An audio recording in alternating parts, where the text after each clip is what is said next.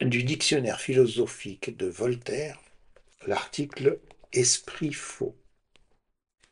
Nous avons des aveugles, des borgnes, des bigles, des louches, des vues longues, des vues courtes ou distinctes, ou confuses, ou faibles, ou infatigables. Tout cela est une image assez fidèle de notre entendement, mais on ne connaît guère de vues fausses. Il n'y a guère d'hommes qui prennent toujours un coq pour un cheval, ni un pot de chambre pour une maison. Pourquoi rencontre-t-on souvent des esprits assez justes d'ailleurs, qui sont absolument faux sur des choses importantes? Pourquoi ce même siamois, qui ne se laissera jamais tromper quand il sera question de lui compter 3 roupies, croit-il fermement aux métamorphoses de sa monocodone? Par quelle étrange bizarrerie des hommes sensés ressemblent-ils à Don Quichotte, qui croyait voir des géants où les autres hommes ne voyaient que des moulins à vent? Encore Don Quichotte était plus excusable que le siamois qui croit que sa monocondo est venue plusieurs fois sur la terre, ou que le turc qui est persuadé que Mahomet a mis la moitié de la lune dans sa manche. Car Don Quichotte, frappé de l'idée qu'il doit combattre des géants, peut se figurer qu'un géant doit avoir le corps aussi gros qu'un moulin et des bras aussi longs que les ailes du moulin. Mais de quelle supposition peut partir un homme sensé pour se persuader que la moitié de la lune est entrée dans une manche et qu'un Samono-Condon est descendu du ciel pour venir jouer au cerf-volant à Siam, couper une forêt et faire des tours de passe-passe?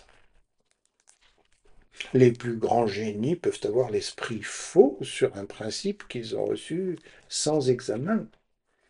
Newton avait l'esprit très faux quand il commentait l'Apocalypse. Tout ce que certains tyrans des âmes désirent, c'est que les hommes qu'ils enseignent aient l'esprit faux.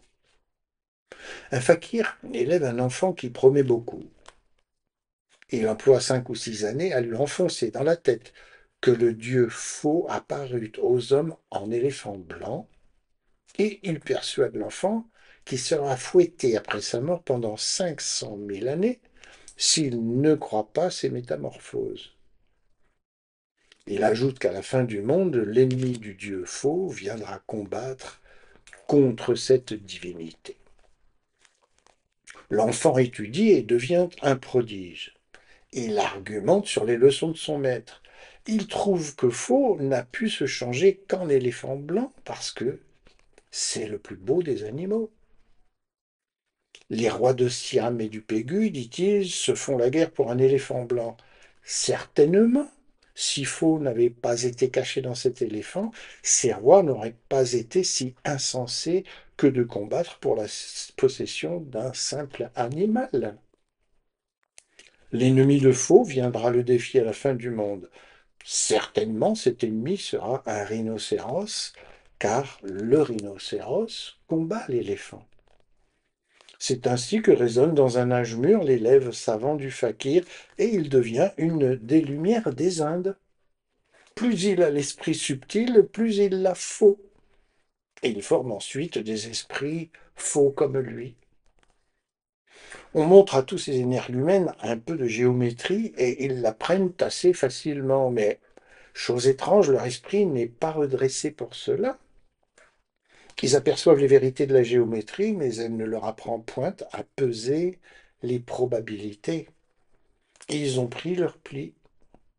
Ils raisonnent de travers toute leur vie et j'en suis fâché pour eux.